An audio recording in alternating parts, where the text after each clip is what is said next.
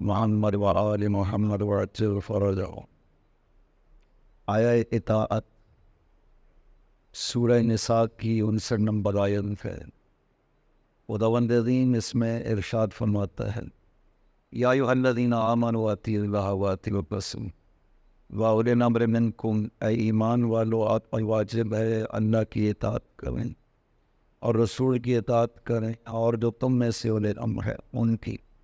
فَإِن تَنَازَعْتُمْ فِي شَيْءٍ، اگر آپ کسی چیز میں جھگڑا کرتے ہیں، فَرُدُّوهُ إِلَى اللَّهِ وَالرَّسُولِ، تو اپنے جھگڑوں کو اللہ اور رسول کی طرف لوٹا دیجئے۔ إِن كُنتُمْ تُؤْمِنُونَ بِاللَّهِ وَالْيَوْمِ الْآخِرِ، اگر آپ اللہ پر اور یوم آخرت پر ایمان رکھتے، ذَلِكَ خَيْرٌ، یہ بہت بہتر ہے، وَأَحْسَنُ تَأْوِيلًا، اور نتیجے کے لحاظ سے بہت اچھا ہے۔ اس آیت کے ذیل میں ہم نے یہ چند دن گفتگو کی اور عرض کیا کہ خداوند عظیم اگر اطاعت خدا اور رسول کافی ہوتی تو کبھی نہیں قرآن میں سائق اور الامر کو ذکر نہ کرتا، جیسا کہ آیا ولایت میں خداوند عظیم نے تیسری ہستی کی ولایت کا ذکر کیا۔ اگر اللہ اور رسول کی ولایت کو مان لینا کافی ہوتا، کبھی بھی خداوند عظیم تیسری ہستی کی ولایت کا ذکر نہ کرتا۔ خصوصیت ہے اطاعت میں، یہ اقوال میں پیروی کرنا ہے۔ اگر کوئی کچھ بولے آپ اس کے مطابق عمل کریں، اسے اطاعت کہتے ہیں۔ لہٰذا بولنے والا ہونا چاہیے، آپ جس کی اطاعت کریں۔ یہی وجہ ہے کہ رسول جب تک موجود تھے مرکز محور اطاعت کے رسول خدا تھے۔ جب رسول خدا دنیا سے چلے گئے تو پھر کوئی ایسا ہونا چاہیے جس کی زبان رسول بن سکے، جس کا فرمان رسول بن سکے، یہ ضروری ہے۔ اس لیے خدا نے اس مرکز و محور اطاعت کو معین کر دیا کہ یہ ہستیاں اولی الامر ہیں، اور یہ سلسلہ قیامت تک کے لیے باقی رہنا ہے۔ خداوند عظیم چونکہ جس طرح سے خدا کا کام ہے، ہمارے لیے ہدایت کا بندوبست کرنا یہ خدا کا کام ہے، معرفت عطا کرنا بھی خدا کا کام ہے، یہ ذمہ داری ہے۔ خداوند عظیم نے خود ارشاد فرمایا یہ اس کی ذمہ داری ہے۔ ہمارا حق ہے خدا کے اوپر کہ ہمارے لیے وہ معرفت بھی بندوبست کرے اور ہدایت الہی کا بندوبست بھی کرے۔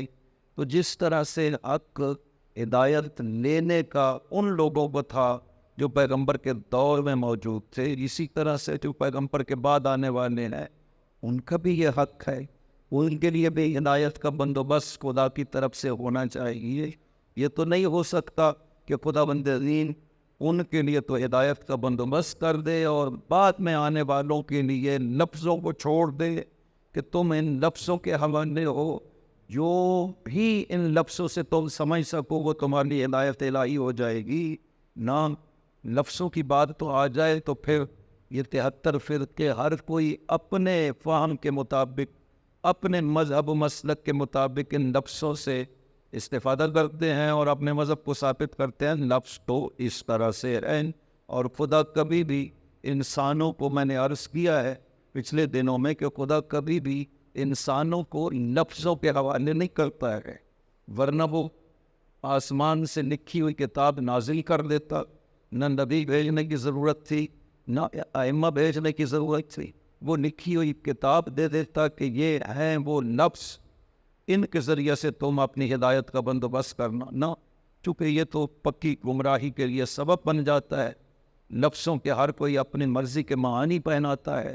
خدا نے قرآن کریم ہمارے سامنے موجود، قرآن سے پوچھنا چاہیے۔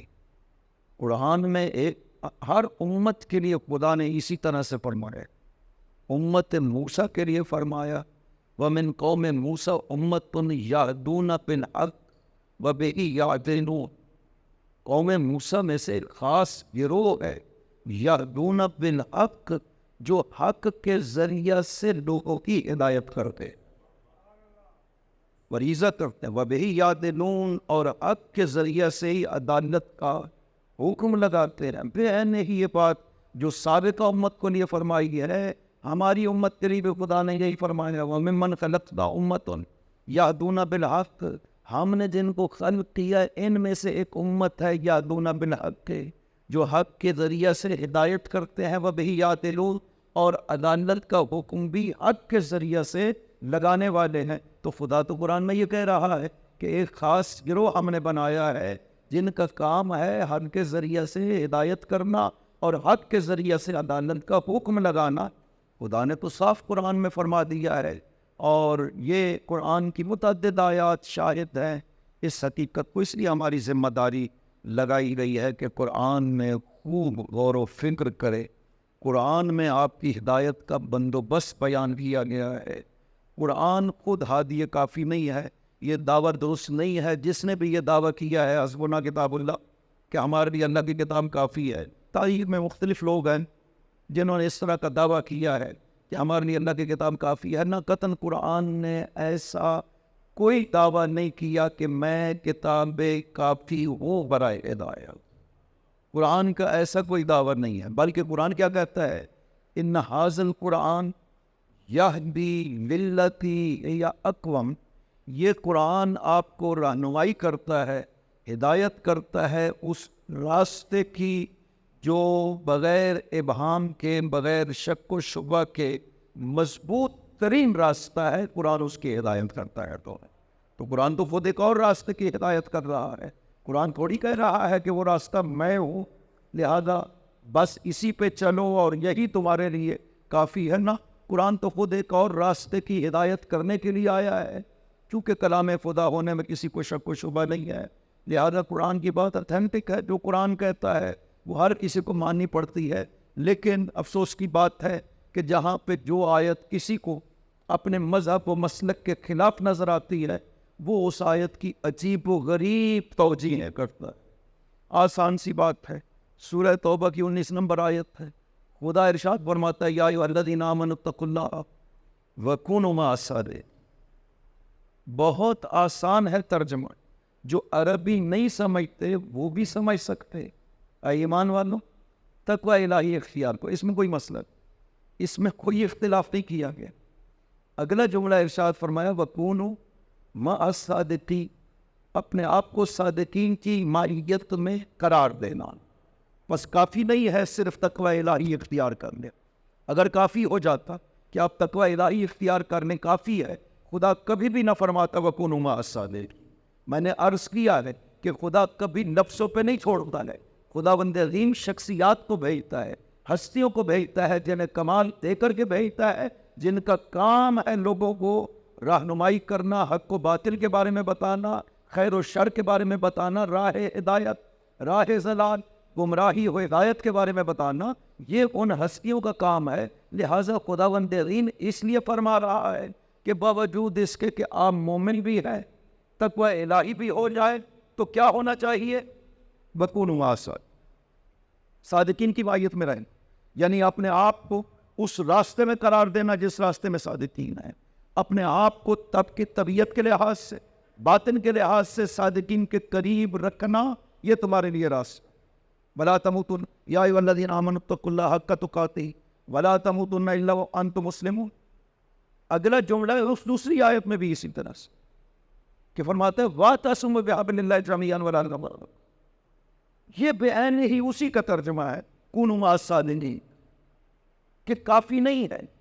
خدا کہتا ہے تقوی الہی اختیار کو، حق کا تقاتے، جو حق ہے تقوی کا وہ اختیار کرو۔ وَلَا تَمُوتُنَّ إِلَّا وَأَنْتُمْ مُسْلِمُونَ، اس دنیا سے جانا نہیں مگر یہ کہ اسلام کی آنا، یعنی ایک مرحلہ ہے جب آپ اسلام قبول کرتے ہیں، ایمان لے آتے ہیں، اگلا مرحلہ ہے اس ایمان کو موت تک بچا کر کے رکھنا، دنیا سے جانے تک اپنے ایمان کو بچا کر کے رکھنا۔ آگے فرماتا ہے وَاعْتَصِمُوا بِحَبْلِ اللَّهِ جَمِيعًا وَلَا تَفَرَّقُوا، ترجمہ یہی ہے کہ اللہ کی رسی کو مضبوطی سے تھام لو اور اس سے کبھی جدا نہ ہو۔ یہ کون سی اللہ کی رسی ہے؟ خداوند عظیم نے کہا تو حبل اللہ ہے، لیکن کوئی رسی تو آسمان سے نہیں اٹکائی، کہا ہے کہ اسے پکڑ کے اوپر چڑھتے جاؤ، خدا تک پہنچ جاؤ، ایسا تو کچھ نہیں کیا ہے خداوند نے۔ یہ کون سی رسی ہے؟ بعض نے کہہ دیا کہ قرآن ہے، یہ حبل اللہ ہے، اسے مضبوطی سے تھام لو۔ اگر قرآن حبل اللہ ہے اور خدا کہتا ہے کہ اس کو مضبوطی سے تھام لو، تو اس کا مطلب یہ تو نہیں ہے کہ صرف وہی ماننا جو تم سمجھے ہو قرآن کریم سے۔ نہ قرآن جہاں آپ کو پہنچانا چاہ رہا ہے وہاں تک پہنچنا تمسک ہے قرآن کے ساتھ۔ صلوات پڑھیے محمد و آل محمد، اللہم صلی علی محمد و آل محمد وعجل بارک۔ اللہ اکبر، یا رسول اللہ، یا علی یا علی، اللہم صلی علی محمد و آل محمد وعجل بارک۔ لہذا حبل اللہ بعینہ کونوا مع الصادقین کا طرز کہ ایک اجتماع ہے بارگاہ خدا میں جو مقبول، اس کے علاوہ کوئی اور اجتماع قابل قبول نہیں ہے۔ یہ ہے حبل اللہ والا اجتماع کہ جو اس کے ساتھ متمسک رہیں گے، اس کے ساتھ جڑے رہیں گے، وہی ہیں حزب اللہ اور وہی فلاح پانے والے۔ صرف ایک اجتماع، اس کے علاوہ کوئی اجتماع قابل قبول نہیں ہے۔ اور وہ کون سی ہستیاں جن کی پہچان کروائی ہے؟ الصادقین، یہ خاص ہستیاں ہیں جنہیں خدا بند عزیز صادق کہہ رہا ہے۔ صادق کسے کہتے ہیں؟ جو ہر لحاظ سے پوری زندگی میں، گفتار کے لحاظ سے، رفتار کے لحاظ سے، عمل و کردار کے لحاظ سے کبھی بھی زندگی میں اس نے جھوٹ نہ بولا ہو، اسے صادق کہا جاتا ہے۔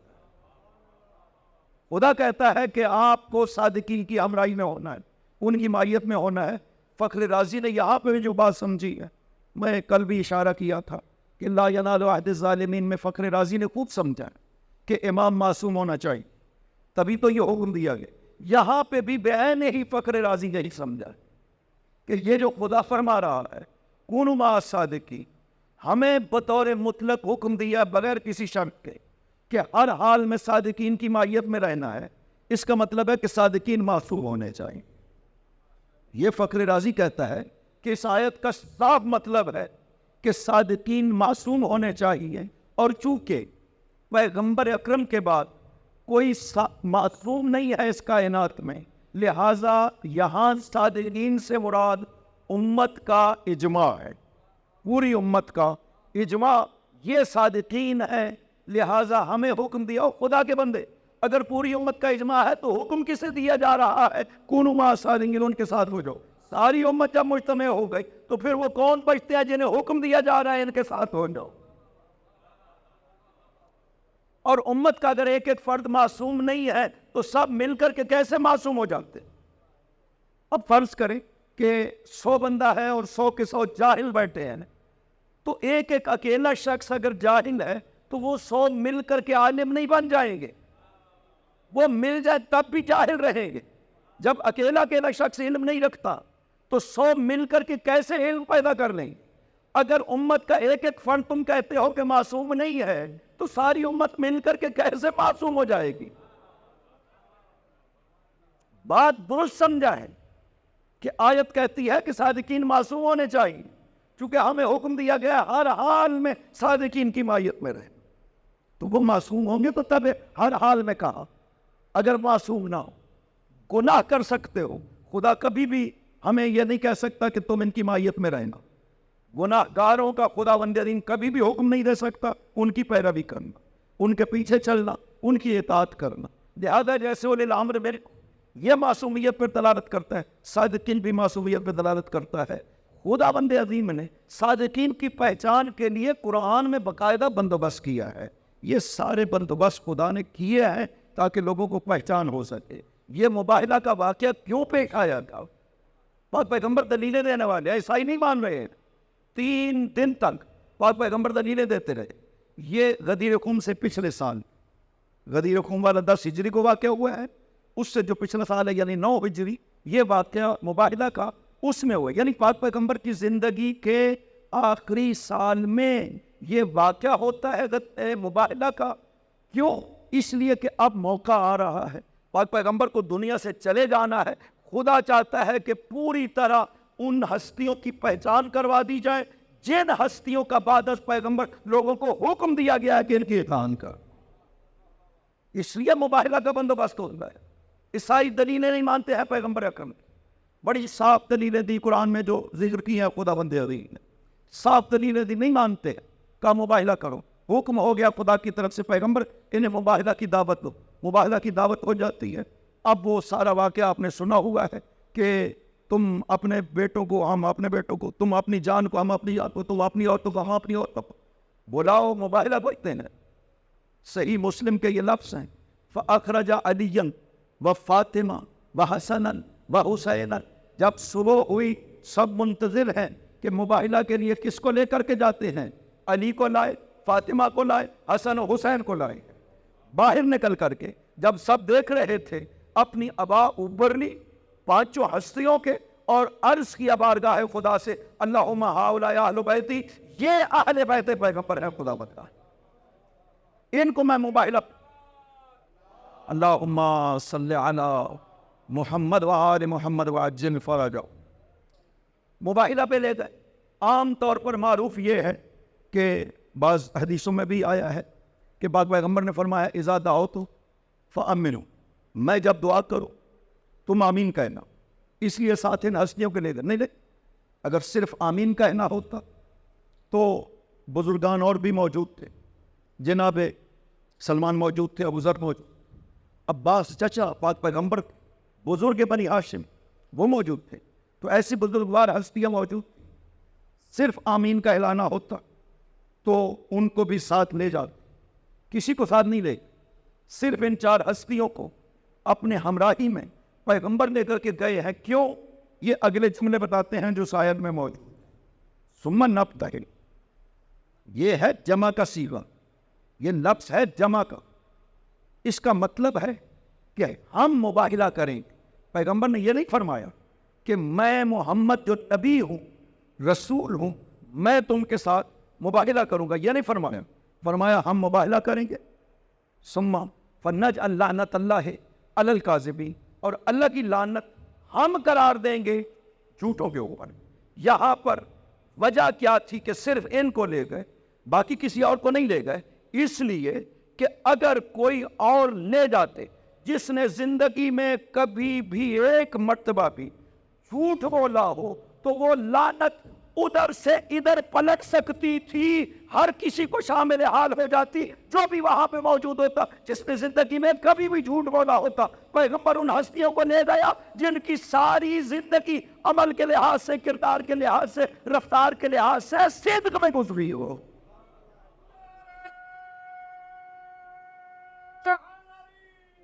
یا علی یا علی، چونکہ یہ نہیں کہا کہ ہم لعنت اپنے مخالف پہ قرار دیں گے، یہ نہیں کہا، کہا نجعل لعنت اللہ علی الکاذبین، ہم جھوٹوں پہ لعنت قرار دیں گے۔ اس میدان میں اگر مباہلہ میں شریک پاک پیغمبر کی طرف سے بھی کوئی ہوتا ایسا فرد جس نے جھوٹ بولا ہو زندگی میں، تو وہ لعنت ادھر بھی شامل حال ہو جاتی، کیونکہ معین تھوڑی کیا ہے کہ ہم اپنے مخالف پہ لعنت کریں گے، کہا نہ کاذبین پہ لعنت کریں گے، تو کاذب تو جس طرف بھی ہوتا لعنت اسے شامل حال ہو جانی تھی۔ یہ وجہ ہے کہ پاک پیغمبر کس کے اور کو نہیں دے گئے۔ اس کا مطلب ہے اگر ضمانت دی گئی ہے کردار کے لحاظ سے تو صرف آل محمد ہے جن کی ضمانت دی گئی،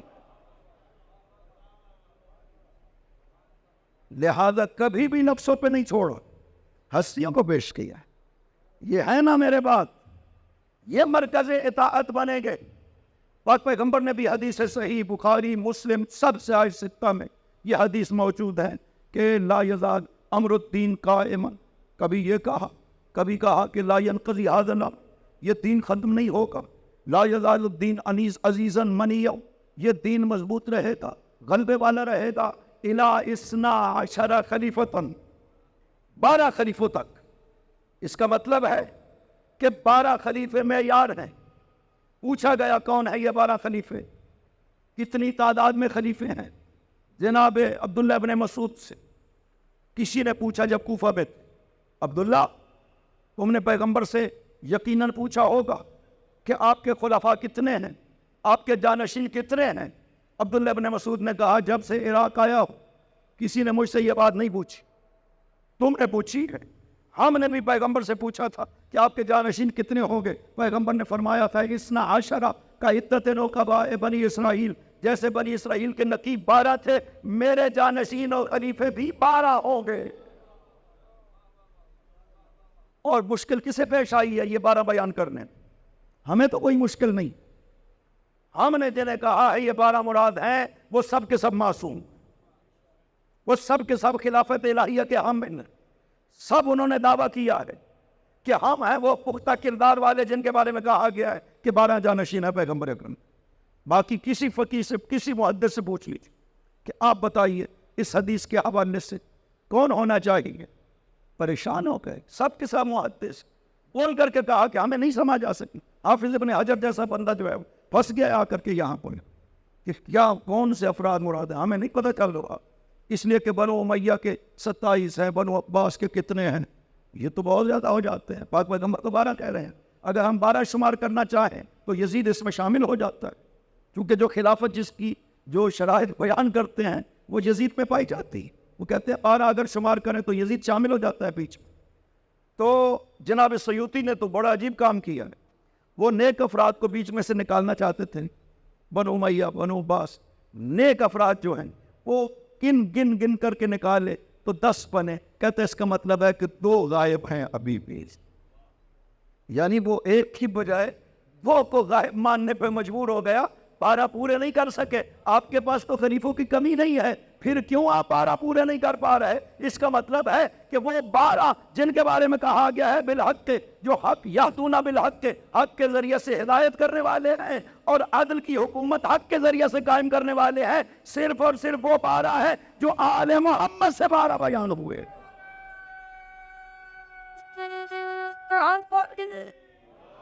یا علی، اور پھر خداوند عظیم نے ان کو سابق کتب میں بھی بیان کیا ہوا ہے، اور عجیب تر معجزہ خداوند عظیم یہ ہے کہ یہ تورات جو تحریف شدہ اس وقت موجود ہے، اس میں بھی موجود۔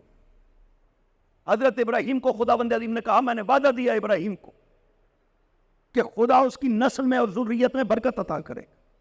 خدا اسے اسماعیل دیا، اور اسماعیل کی ذریت سے خدا فرماتا ہے کہ یونمی ہے ویکسرہ، اس کی ذریت کو نسل کو بڑھائے گا، وَيَبْعَثُ اثنا عشر عظیما من ذریت، اسماعیل کی ذریت سے 12 عظیم خداوند عظیم بھیجے گا اس کائنات، نسل اسماعیل سے خدا وعدہ کر رہے۔ اور یہ موجودہ جو تورات ہے الافصاح اس کی باس کا نام ہے، اس میں یہ موجود ہے، 18 سے لے کر 20 تک جو آیات ہیں سفر تکوین میں، یہ اس میں موجود ہے۔ خدا وعدہ کرتا ہے کہ میں 12 عظیم نسل اسماعیل سے جو ہے وہ بھیجوں گا، اور نسل اسماعیل کو میں یونمی ہے وہ یکسر ہوئے سے پھیلائے گا، دنیا میں زیادہ کرے گا نسل اسماعیل کو، اور اس میں سے 12 عظیم ہستیوں کو بھیجے گا۔ یہ نسل اسماعیل سے کون سی 12 عظیم ہستیاں ہیں؟ وہی ہیں جو دعویٰ کرتے ہیں کہ ہم ہیں ذریت ابراہیم۔ حضرت ابو طالب نے جو خطبہ نکاح پڑھا تھا پاک پیغمبر کا، اس میں نہیں کہا تھا کہ نحن من ذریت ابراہیم وزر اسماعیل، ہم ابراہیم کی ذریت ہیں اور اسماعیل کی اولاد ہیں؟ وہ تو مسلسل کہتے رہے ہیں کہ ہم ہیں وہ ذریت طیبہ خداوند عظیم نے جس کا وعدہ فرمایا ذریۃ بعضھا من بعض، ان اللہ اصطفی آدم و نوحا و آل ابراہیم و آل عمران علی العالمین ذریۃ بعضھا من بعض، کہ خداوند عظیم نے خود انتخاب کیا ہے، خود استفا کیا نبیوں کا بھی اور آل نبی کا بھی، آل نبی میں آل عمران ہے اور آل ابراہیم ہے۔ یہ کون ہے؟ سب کے سب ذریۃ بعضھا من بعض، یہ ایک دوسرے کی ذریت ہے۔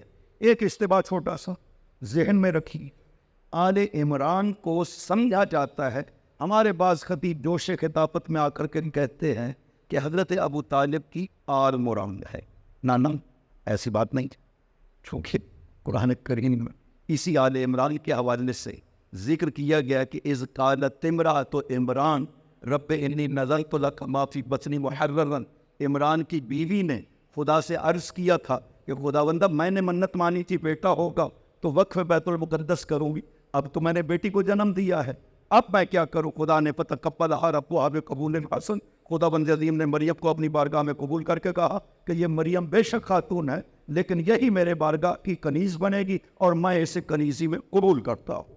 تو یہ قرآن میں خود موجود ہے کہ مریم کی ماں حضرت عمران کی بیٹی ہے، حضرت عمران کی بیوی ہے، تو یہ جو عمران کی آل کہی گئی ہے یہ حضرت مریم اور حضرت عیسیٰ مراد ہیں، حضرت ابو طالب مراد نہیں ہے۔ قرآن کو اپنے مرضی کے معنی نہیں پہنچانے چاہیے، خصوصاً جب آیات بھی اس کی تائید نہ کر رہی ہو، آیات جب موجود ہے، بھائی عمران کی بیوی نے یہ کہا کہ خدایا میں نے منت مانی، تو یہ کون ہے جس نے کہا ہے؟ واضح ہے حضرت مریم کی ماں ہے، اس نے کہا ہے، لہٰذا یہ زیادتی ممبر سے نہیں ہونی چاہیے۔ فضائل و مناقب بہت زیادہ ہے۔ خدا نے حضرت ابو طالب کے بارے میں کہا ہے نا، وَوَجَدَكَ عَائِلًا فَأَغْنَىٰ أَلَمْ يَجِدْكَ يَتِيمًا فَآوَىٰ۔ میرے پیغمبر، خدا نے آپ کو یتیم نہیں پایا تھا، خدا نے آپ کو پناہ دی۔ یہ کون سی پناہ ہے؟ حضرت ابو طالب کی پناہ کو خدا اپنی پناہ کہہ رہا ہے۔ لہذا وہ مناقب جو ہیں وہ اپنی جگہ پہ بہت زیادہ ہیں، یہ اس طرح کے کہیں اور منبر سے نہیں ہونے چاہیے کہ جس کا ہم دفاع نہ کر سکیں۔ اگر کوئی بھی ہمیں کہے کہ اس آیت کو ذرا آگے ملاحظہ کر کے ہمیں بتائیے کہ واقعی حضرت ابو طالب بن تھے، لیکن تاریخی طور پہ حضرت ابو طالب کا عمران اتنا معروف نام نہیں ہے، ان کا نام عبد مناف معروف ہے، ان کا ابو طالب تو کنیت ہو گئی بڑے بیٹی کی مناسبت سے، اور نام اس میں گرامی حضرت ابو طالب کا عبد مناف تھا۔ اور عمران بہت کوئی چھوٹی کتابیں ہیں تاریخ کی، ان میں کہا گیا کہ حضرت ابو طالب کا نام عمران بھی تھا، کوئی ایسا معروف نام نہیں ہے حضرت ابو طالب کا عمران۔ اور یہ آیت بہر کیف نہیں ہے، آیت جو آل کے بارے میں ہے وہ آل ابراہیم ہے، جو ساتھ ہی ذکر کر رہا ہے خداوند عزیز، ان اللہ اصطفیٰ آدم و نوح و آل ابراہیم۔ یہ جو آل ابراہیم ہے، پیغمبر آل ابراہیم میں سے ہیں، لہذا آل محمد کو قرآن میں آل ابراہیم کہا گیا ہے۔ سورہ نساء کی 54 نمبر آیت میں آل ابراہیم جو کہا گیا وہ آل محمد مراد ہے وہاں، لہذا آل عمران کو ضرورت نہیں ہے آل محمد بنانے کی، آل ابراہیم آل محمد مراد ہے یہاں پر۔ اور بخاری نے صحیح بخاری میں نقل کی ہے، وہ صحیح بخاری میں کہتے ہیں ہم المؤمنون من آل محمد و آل ابراہیم و آل یاسین و آل عمران، کہ اس آیت میں آل محمد کے مومنین مراد ہیں خداوند عظیم نے۔ تو یہ صحیح بخاری میں خود موجود ہے کہ آل ابراہیم میں داخل ہیں، آل محمد مراد ہیں، تو یہ ہے خداوند عظیم نے تو اس طرح سے اس آل کا خاص استفاء فرمایا ہے، اور ان کو ہماری ہدایت کے لیے کمالات بخشے ہیں، اس دنیا میں بھیجا ہے۔ لہذا وہ 12 ہستیاں جن کو اولی الامر قرار دیا ہے وہ تورات تک میں موجود، یہ موجودہ تحریف شدہ تورات اس میں بھی موجود ہے۔ اور یہ سلسلہ خداوند عظیم کا خاص اعجاز دیکھیں، معجزہ دیکھیں کہ خداوند عظیم نے کس طرح سے اس سلسلہ کو رہتی دنیا تک 12 خلیفوں کو باقی قرار دیا ہے کہ امام زمانہ کا وجود مقدس اتنی عمر کو طولانی کر دیا ہے کہ دنیا ختم ہو جائے گی تب بھی امام زمانہ دنیا میں باقی رہے گا، کیونکہ حدیث ہے الحجت قبل الخلق و ما الخلق و بعد الخلق، حجت الہی اس دنیا میں مخلوق کے آنے سے پہلے بھی موجود تھی، جب تک مخلوق رہے گی تب تک رہے گی، مخلوق ختم ہو جائے گی حجت الہی تب بھی باقی رہے گی اس کائنات۔ اللہم صلی علی محمد و آل محمد اور غیبت کے دور میں خصوصیت کے ساتھ جو ہمیں حکم دیا گیا ہے کہ دعا کرے بارگاہ خدا میں کہ ہمیں اپنی معرفت عطا فرما، وہی دعائے معرفت جو آپ عموماً نمازوں کے بعد پڑھتے رہتے ہیں، اس کو درست انداز میں جس طرح حدیث میں وارد ہے اسی طرح پڑھنا چاہیے۔ اللہم عرفنی نفسک وَإِنَّكَ إِن لَمْ تُعَرِّفْنِي نَفْسَكَ لَمْ أَعْرِفْ نَبِيَّكَ، یہاں نبی کا لفظ اگلے جملے میں ہے اللہم عرفنی رسولک، یہاں رسول کا لفظ، دونوں جگہوں پہ فرق کیوں آیا ہے وہ ابھی بیان نہیں کرتا ہوں۔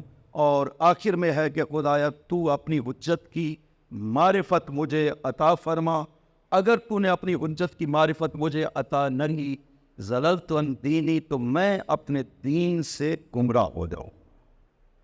یعنی اگر حجت کی معرفت نہیں ہے تو دین نہیں ہے، دین قابل قبول نہیں ہے۔ کوئی دین بھی لے کر کے آئیے، خدا کہتا ہے ایک ہی دین مجھے مرضی ہے، ایک ہی پسند ہے، جس میں ولایت علی کا اعلان ہوا تھا، صرف وہی دین ہے جو خدا نے کہا یا علی الیوم اکملت لکم دینکم واتممت علیکم نعمتی ورضیت لکم الاسلام دینا، میں پسند کرنے لگا ہوں اس دین کو، اس اسلام کو دین کے طور پہ میں اب اسے پسند کر رہا ہوں. کیوں؟ اس لیے کہ اب اس میں ولایت علی شامل ہو گئی. تمام ہو گیا, نعمت مکمل ہو گئی, دین مکمل ہو گیا, سب کچھ حاصل ہو گیا جب ولایت علی آ گئی. خدا کہتا ہے اس کے بعد کچھ بھی اس کے بغیر قابل قبول نہیں ہے. آپ کی کوئی عبادت قابل قبول نہیں ہے اگر ولایت علی موجود نہیں ہے آپ کے دل میں. نہ کہ ہم اپنی مرضی سے کہ ہم بہت زیادہ مولا علی کی ولایت کے ماننے والے ہیں, لہذا میں اپنی مرضی سے مولا علی کی ولایت کی شہادت تشہد میں دینا چاہتا ہوں, مجھے پسند ہے, لہذا میں تو نماز وہ پڑھوں گا جس میں تشہد میں ولایت ہو. نہیں, آپ کی نماز باطل ہو جائے گی اگر اس نظریے کے ساتھ پڑھیں گے کہ یہ میری ذمہ داری ہے کہ تشہد میں پڑھوں. نہ, یہ ماحول نہیں بن سکا.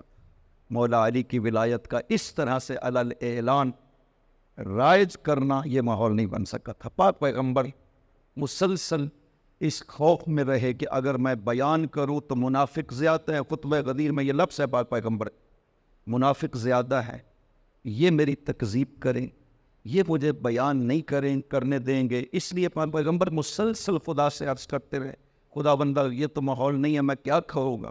خدا نے اخیر کہا غدیر خم میں کہ نہیں آپ کریں, میں ماحول بناؤں گا.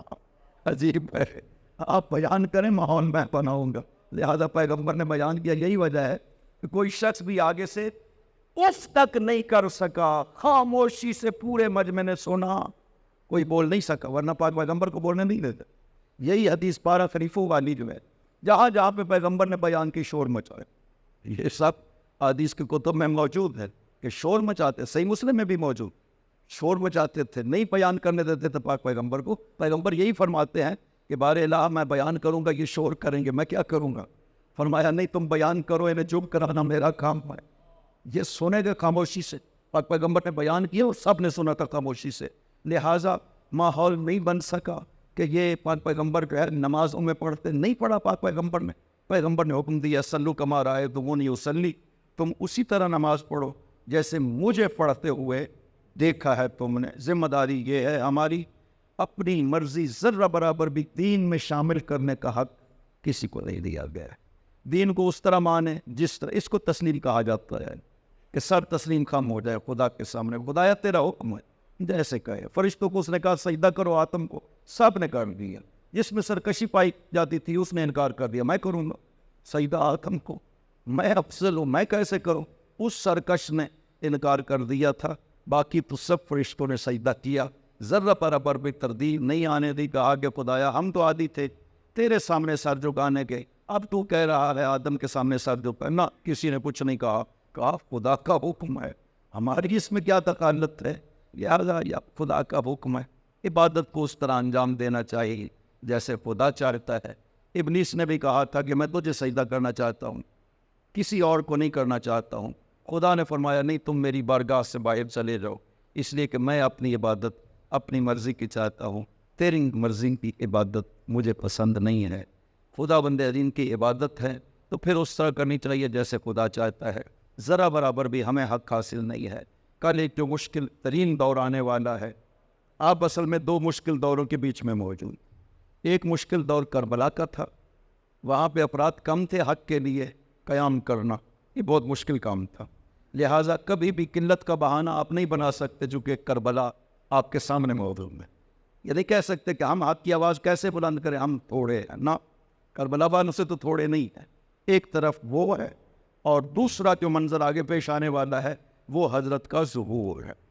حضرت کے ظہور میں جو اصحاب حضرت ہوں گے ان میں کچھ خصوصیات ہیں جو روایت میں ذکر کی گئی, اور کچھ ہیں شرائط جو بیعت میں حضرت خود انہیں پیش کریں گے. بیعت کرنے سے پہلے انہیں کہیں گے کہ یہ مسائل ہے, میرا ساتھ دینا پڑے گا, وہ انہیں اقرار کرنا پڑے گا. خصوصیات اصحاب بھی ذکر کی گئی ہیں کہ عابد ہوں گے انتہا کے, دلیر ہوں گے انتہا کے, کاننا علی خیولہم کانہم اقبان, یہ روایت کے لفظ ہے کہ گھوڑے کے اوپر بیٹھ کے جب حملہ کریں گے جیسے باز اپنے شکار پہ حملہ کرتا ہے, نہ اس طرح سے. اسود بالنہار, دن میں شیروں کی طرح حملہ کریں گے. رہبان باللیل, رات میں راہبوں کی طرح عبادت کریں گے. جس وقت نجف پہنچیں گے، چونکہ مرکز حکومت حضرت کا نجف ہوگا، جب نجف پہنچیں گے وہاں کی رات کے بارے میں ایک روایت میں ذکر کیا گیا کہ وہاں جب پہنچیں گے نا تو اصحاب حضرت جو ہیں وہ لہم بین راکعن و ساجدن، کوئی رکوع کی حالت، کوئی سجدے کی حالت میں، لہم دبیجن کا دبیج النحل، ان کی آوازیں ذکر خدا، مناجات خدا میں اس طرح بلند ہو رہی ہوگی جیسے شہد کی مکھیوں کی پروں سے آوازیں آتی ہیں۔ یہ اصحاب حضرت ہیں جو عبادت کے لحاظ سے راہبان، راہبوں کی طرح راتوں کو عبادت کرنے والے ہوں گے، دن میں اپنے امام کا ساتھ دینے والے اور جنگوں میں شرکت کرنے والے، 8 ماہ تک مسلسل یضع سیفہ علی عاتقہ، تلوار ہاتھ میں لے کر کے 8 ماہ مسلسل حضرت کو جنگ کرنی پڑے گی، تب کہیں جا کر کے حکومت اسلامی قائم کرنے کا ماحول بن سکے گا۔ تو یہ ایک مشکل مرحلہ ہے، حضرت کے سامنے اطاعت تسلیم مکمل طور پر بڑا مشکل کام ہے۔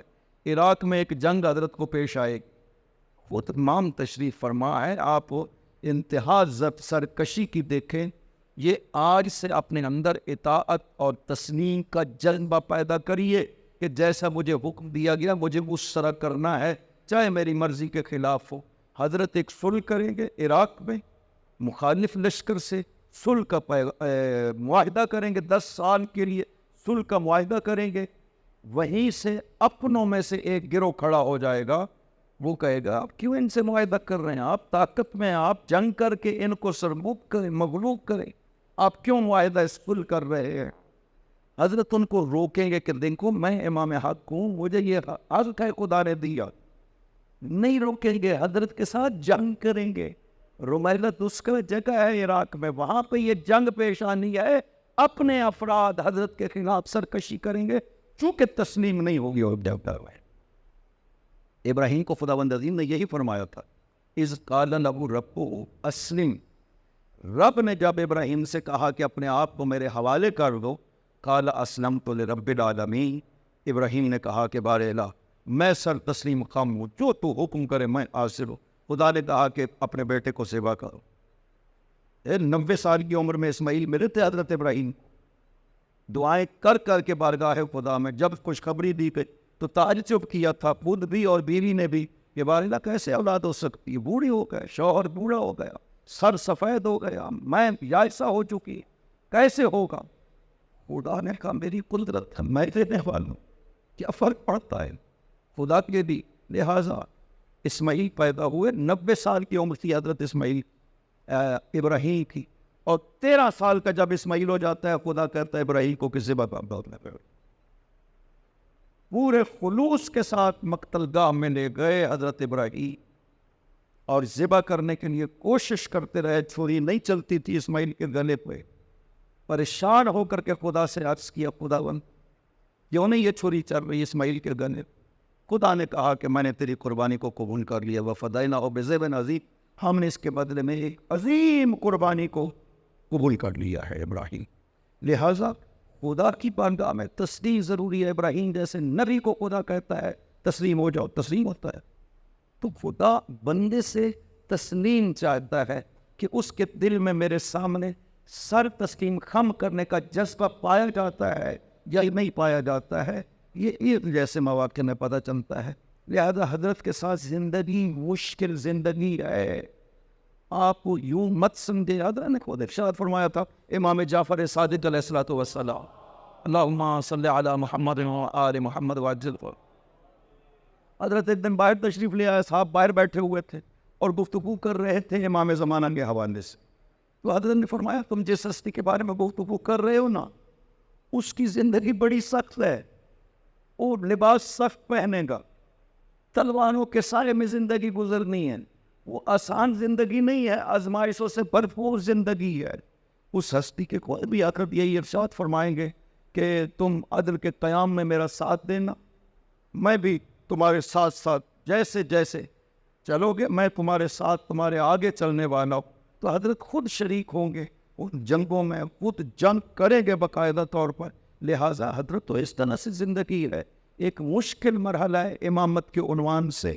آپ دیکھیے یہ جیسے جیسے آخری دور امامت آتا گیا نا، امامت میں بہت سی مشکلات شیعت کے لیے پیدا ہوتی چلی گئی. سب سے پہلا مرحلہ پیش آیا بچے کا امام مان لینا. یہ پہلے ائمہ میں نہیں پیش آیا تھا، یہ 9ویں اور 10ویں امام میں پیش آتا ہے. بچہ 6 ساڑھے 6 سال کا بچہ ہے اور امام مانے. اور ماننے والے کون ہیں؟ اصحاب ہیں. 6، 7، 8ویں امام کے اصحاب ہیں.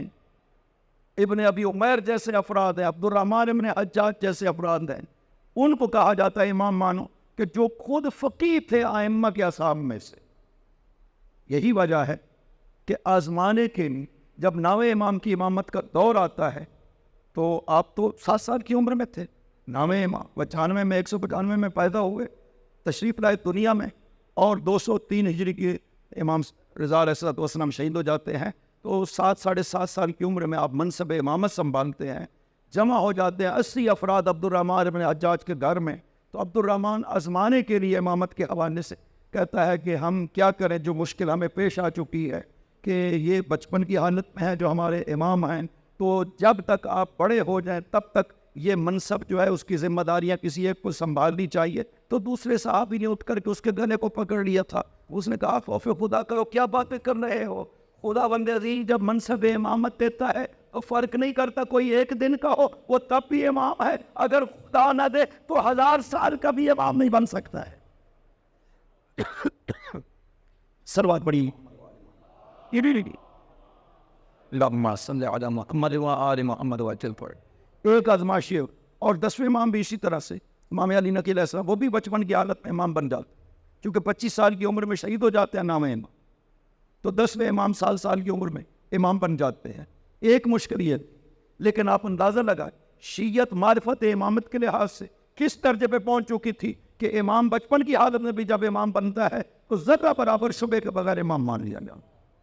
یہ ایک بڑی آزمائش تھی شیعت کے لیے، اور شیعت اس میں کامیاب ہوئی. کیوں؟ اس لیے کہ وہ امامت کو امامت حق الہیہ سمجھتے تھے. خدا نے اس کی مثال حضرت عیسیٰ کی شکل میں پہلے پیش کر دی، حضرت زکریا کی شکل میں پہلے، یحییٰ کی شکل میں پیش کر دی.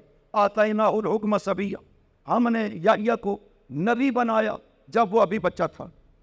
حضرت عیسیٰ ماں کے ہاتھوں پہ ابھی تیسرا دن نہیں پیدا ہوئے، دنیا میں آئے ہوئے. کہا انی عبداللہ آتانی الکتاب جعلنی نبیہ، میں اللہ کا بندہ ہوں، مجھے کتاب دی ہے اور مجھے نبی بنایا. یہ کون سی کتاب ہے؟ حضرت عیسیٰ کی انجیل تھوڑی تھی جو اس وقت خدا نے دی ہے. حضرت عیسیٰ کہہ رہے ہیں آتانی الکتاب، اس نے مجھے کتاب دی ہے. ابھی تک کوئی کتاب نہیں ملی تھی حضرت عیسیٰ کو. یہ کسی جگہ پہ انشاءاللہ میں بیان کروں گا. اس کتاب سے مراد تورات نہیں ہے. وَإِذْ عَلَّمْتُكَ الْكِتَابَ وَالْحِكْمَةَ وَالتَّوْرَاةَ وَالْإِنْجِيلَ، عیسیٰ کو کہا کہ ہم نے تجھے کتاب کی تعلیم دی، حکمت کی تعلیم دی، تورات کی تعلیم دی، انجیل کی تعلیم دی. انجیل کو تو کتاب کے مقابل میں 7 ذکر ڈالنا ہے خدا بندے سے. تو یہ کون سی کتاب تھی جو عیسیٰ بھی دنیا سے آیا ہے اور کہتا ہے کہ خدا نے مجھے کتاب عطا کی ہے؟ یہ دلیل ہے کہ خدا بند عظیم جسے حجت بناتا ہے اسے علم عطا کر کے دنیا میں بھیجا کرتا ہے. یا علی یا علی. لہذا امام زمان علیہ السلام کا مسئلہ بہت اہم ہے. حضرت کے ظہور کی دعا کرنا ہماری ذمہ داری غیبت میں لگائی گئی. یہ اصول کافی میں حدیث ہے کہ غیبت میں دعا کرو تاجیل ظہور امام زمان کے. ہماری دعا کے محتاج نہیں ہیں، لیکن خدا بند عظیم جو مضطر ہے اس کی دعا کو سنتا ہے. اما یجیب المضطر اذا دعاہ ویکشف السوء، جو مضطر دعا کرتا ہے خدا کو، خدا اس کی مصیبت کو دور کر دیتا ہے. یہ نہیں ہے دعا کہ آپ دوڑتے دوڑتے چلے آئیں اور بغیر توجہ کے خدا سے کہیں کہ میرا یہ کام کر دے اور پھر اٹھ کے چلے جانا. نہ، خدا کی بارگاہ میں جو دعا کرنے کے کچھ آداب ہے ان آداب کا خیال کرنا چاہیے. گڑ گڑائیں اس کی بارگاہ میں، اپنی مظلومیت، اپنا گناہ ذکر کریں، اس کے کرم، اس کی رحمت کا ذکر کریں، پھر دعا مانگے وہ مصیبتوں کو دور کر. ہم اسی طرح وہ فرمایا نہیں حضرت یونس کے لیے کہ کس طرح سے ہم نے اس کی مصیبتوں کو بنگذالک ننجی المؤمنین، خود وعدہ کرتا ہے لا الہ الا انت سبحانک انی کنت من الظالمین فنجیناہ من الغم. جب اس نے یہ دعا کی تو ہم نے اس کو غم سے نجات دی.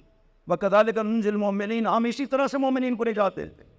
وہ تو خود کہہ رہا ہے کہ ہم مومنین کو نجات دیتے ہیں. تو مومنین کی غفلت ہے، دعا کرنے میں سستی ہے.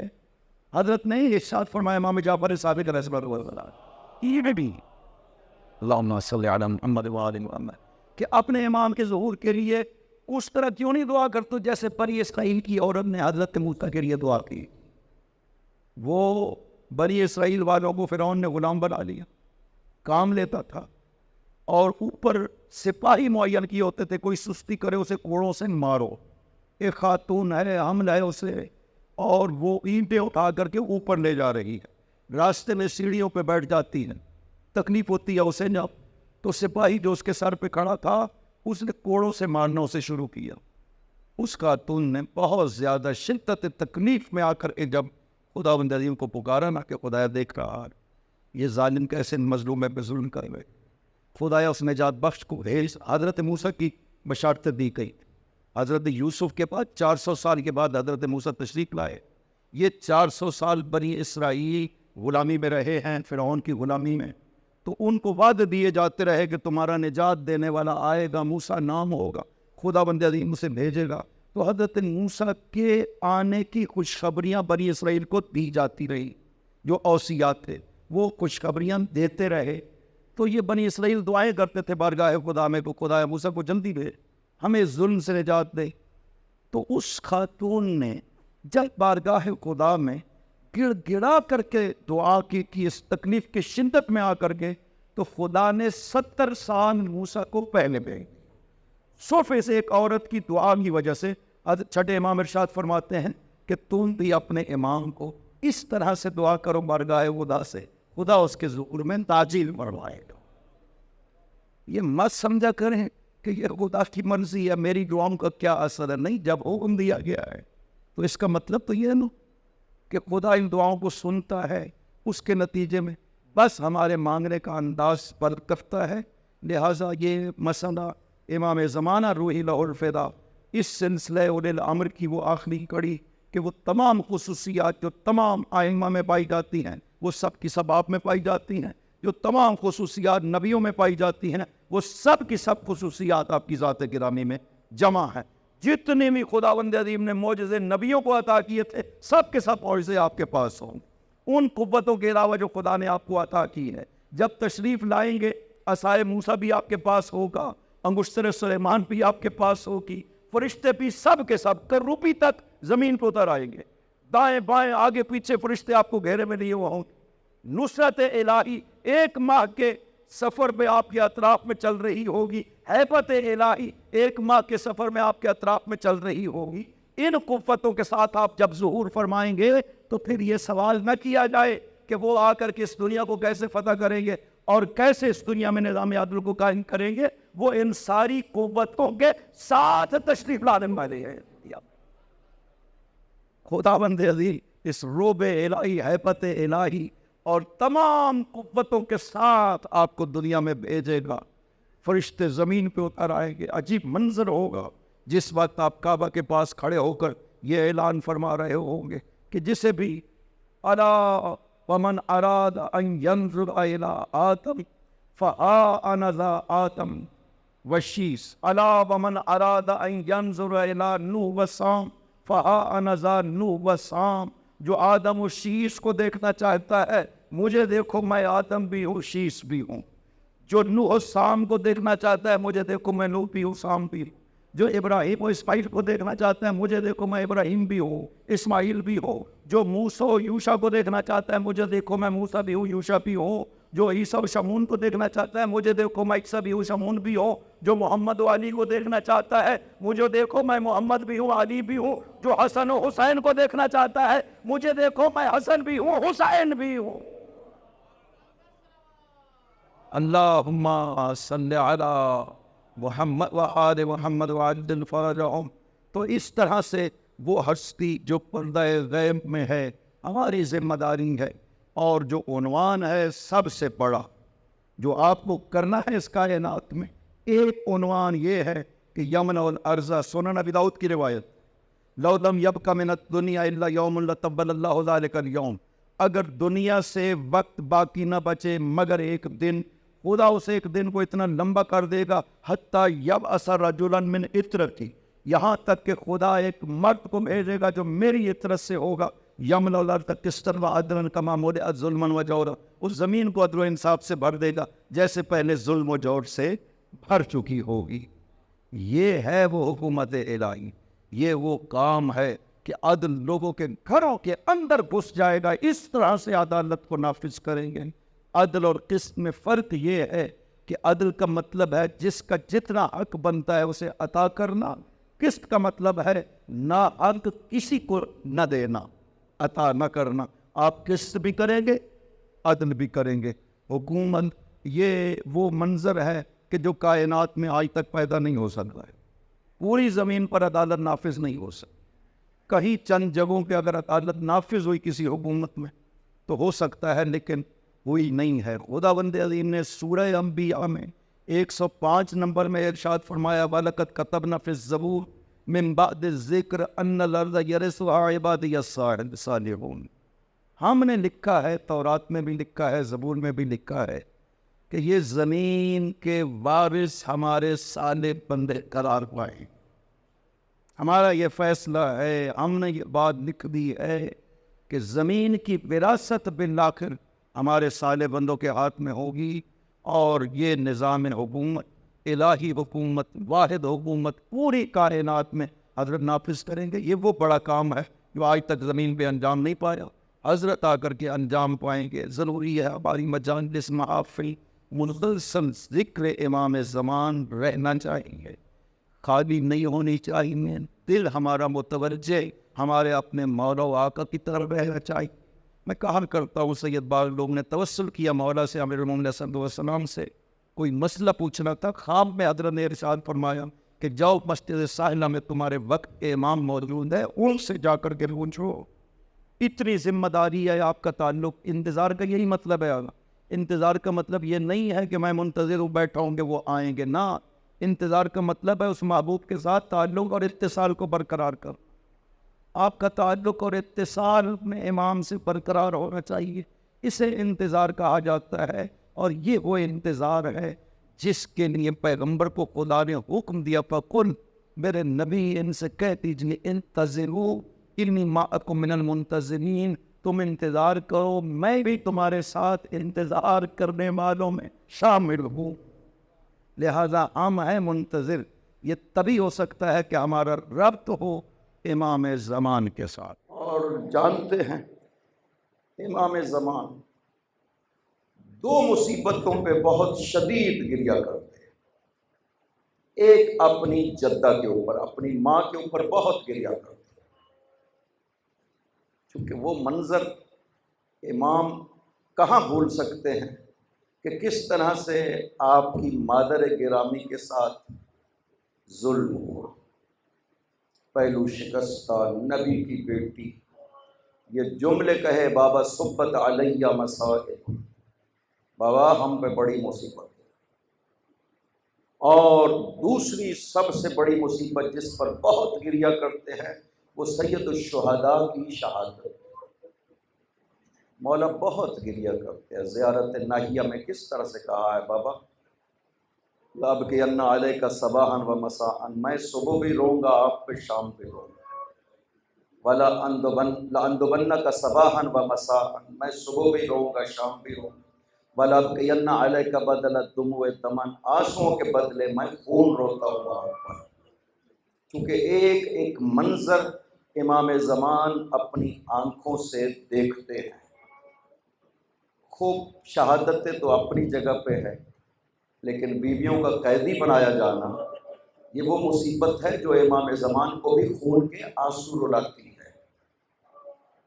اور پھر سب سے بڑا جو ظلم ہوا ہے نا شہادت حسین کے بعد، میں نے کہا ہے کل کہ سب سے زیادہ جس پر ظلم ہوا ہے نا شہادت حسین کے بعد، وہ حسین کی بیٹی سکینہ ہے، 3 سال کی بچی ہے۔ آپ دیکھیے نا، حسین شہید ہو جاتے ہیں، خیموں کو آگ لگتی ہے۔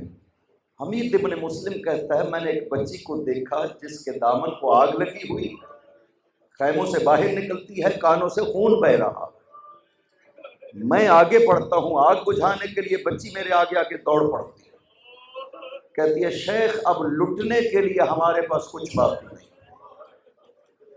میں نے کہا بی بی میں لوٹنا نہیں چاہتا ہوں، میں آگ بجھانا چاہتا ہوں۔ کہا مجھے ہاتھ نہ لگانا، میں حسین کی بیٹی ہوں، تم نہ محرم ہو، مجھے ہاتھ نہ لگانا۔ میں پانی کا جام بھر کر کے لاتا ہوں، میں کہتا ہوں بی بی آپ بہت پیاسی ہوں گی۔ کل میں نے بیان کیا تھا کہ سکینہ کتنی پیاسی تھی۔ بی بی آپ بہت پیاسی ہوں گی۔ میں نے پانی کا جام بھر کر کے دیا، پیا نہیں سکینہ نے، زمین پر گرا کر کے مقتل کی طرف رخ کر کے کہا تھا بابا تو پیاسا مارا گیا، میں کیسے پانی پی لوں؟ اجرکم علی اللہ۔ 11 محرم کی رات شام غریبہ جب بیویوں نے بچوں کو شمار کیا نا علی کی بیٹیوں نے، تو کچھ بچے نظر نہ آئے۔ کہا بہن سے ام کلثوم آئے تلاش کرے بچوں کو۔ صحرا میں جب تشریف لے گئی، دور سے دیکھا 2 بچے گلے میں ایک دوسرے کے بازو ڈالے ہوئے اور زمین پر لیٹے ہوئے۔ ایک بہن نے دوسری بہن سے کہا آہستہ چلے، یہ دن کے تھکے ہوئے ہیں، اب سوئے، نیند میں خلل نہ پڑے۔ لیکن جب قریب جا کر کے اٹھایا نا تو دونوں بچے دنیا سے جا چکے تھے، گھوڑوں کی ٹاپوں میں کچلے گئے دونوں بچے۔ جب پھر شمار کیا نا بچوں کو تو سکینہ نظر نہ آئی، پریشان ہو گئی۔ علی کی بیٹی آئے بہنوں میں کلثوم سکینہ کو تلاش کرے، سکینہ نظر نہیں۔ جب تلاش کرتی کرتی گئی نا مقتل میں، دیکھا اپنے بابا کے سینہ پہ سوئی ہوئی، بابا کو بیان کر رہی ہے بابا میری پھپھیوں کو مارا گیا، بابا ہمارے خیموں کو آگ لگائی گئی، بابا میرے گوشواروں کو چھینا گیا۔ جا کر کے اٹھایا سکینہ کو، ایک سوال کیا تھا علی کی بیٹی، بیٹا سکینہ مجھے یہ تو بتاؤ تمہیں کیسے پتا چلا یہ تمہارے بابا کی لاش ہے؟ سر تو ساتھ نہیں تھا سکینہ، تمہیں کیسے پتا چلا یہ تمہارے بابا کی لاش ہے؟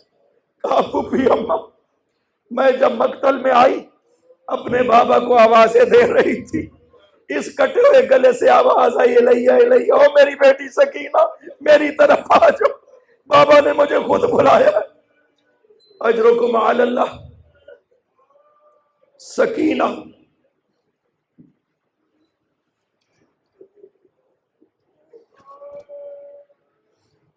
سکینہ جو کبھی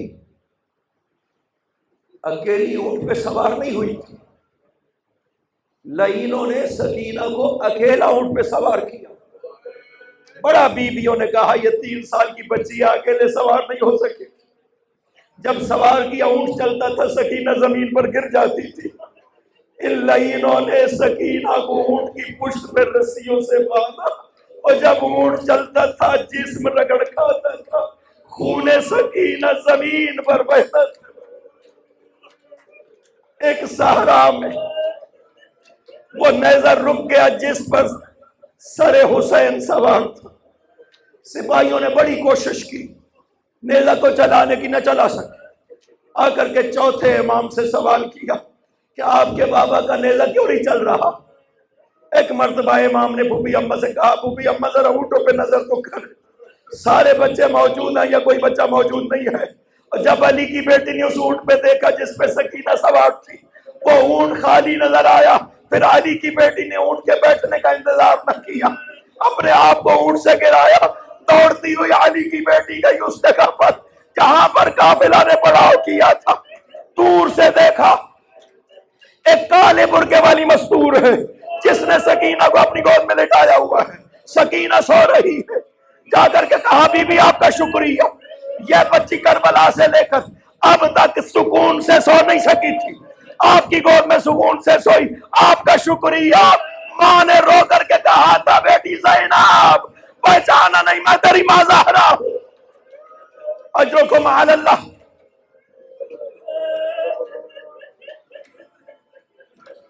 اجرکم علی اللہ۔ زندان شام میں اکیلی حسین کی بیٹی اپنے خواب میں بابا کو دیکھتی ہے، خواب میں بابا سے باتیں کر رہی ہے۔ ایک مرتبہ بیدار ہوئی تو رونا شروع کی۔ بیویوں کو جب خواب بتایا بیویوں نے بھی گریہ شروع کی۔ یزید کے محل میں آوازیں پہنچی بیوی کے گریوں کی۔ پتہ کروایا، جاؤ پتہ کرو آدھی رات کو بیویاں کیوں رو رہی۔ جب سپاہی نے بتایا یزید حسین کی بیٹی ہے جو اپنے بابا کو یاد کر کے رو رہی ہے، یہ بڑا سنگ دل تھا، اس نے سر حسین کو بھیجا، جاؤ بچی کو اپنے بابا کا سر پیش کر دو۔ کیا حال ہوگا سر حسین کا جس نے یہ سفر کیا، میں بیان نہیں کرتا کیا کیا منظریں پیش آئی سر حسین کو اس راستے میں، لیکن کربلا میں حسین جب زندہ تھے، جب گئے تھے نا جنگ کرتے ہوئے خیام کی طرف، تو پشت خیمہ پہ جا کر کے بیویوں کو سلام کہا تھا، یا زینب علیکہ من السلام، وہ بہن زینب حسین کا سلام۔ بیوی نے کہا تھا بھیا اندر تشریف لائیے، فرمایا نہیں زینب اب حسین کی حالت ایسی نہیں ہے، اب بچے دیکھیں گے برداشت نہیں کر سکیں گے، اس لیے کہ میرے ابرو زخمی ہے، میرے سر سے خون بہ رہا۔ بہن بچے برداشت نہیں کر سکیں گے، یہ حالت تھی سر حسین کی کربلا میں۔ او مسلمانوں، کیا حال تھا سر حسین کا شام میں۔ اس لعین نے سکینہ کو سر حسین پیش کر دیا، اور جب سکینہ کے سامنے حسین کا سر آیا، سکینہ اپنی مصیبتیں بھول گئی، اپنے بابا کے چہرے پہ چہرہ رکھ کے کہا بابا مجھے یہ تو بتائیے یہ رگے گردن کس نے کاٹی ہے، بابا اس داڑھی کو خون سے رنگین کس نے کیا ہے۔ یہ کہتے کہتے ایک مرتبہ چہرہ آنکھیں بند ہوئی، سکینہ دنیا سے گزر گئی، انا للہ و انا الیہ راجعون، حسین کی بیٹی دنیا سے گزر گئی۔ جب غسل دینے کے لیے سکینہ شام کی خاتون کو بلایا گیا، اس نے جب جسم سکینہ پہ نظر کی، غسل کو چھوڑ کر کے آ کر کے بی بی سے سوال کیا، بی بی مجھے یہ بتائیے اس بچی کو بیماری کون سی تھی، اس لیے کہ جسم سارا سیاہ ہو چکا۔ کہا کوئی بیماری نہیں تھی، کربلا سے لے کر شام تک سکینہ کو اتنا مارا گیا کہ سکینہ کا جسم سیاہ ہو گیا۔ ماتم حسین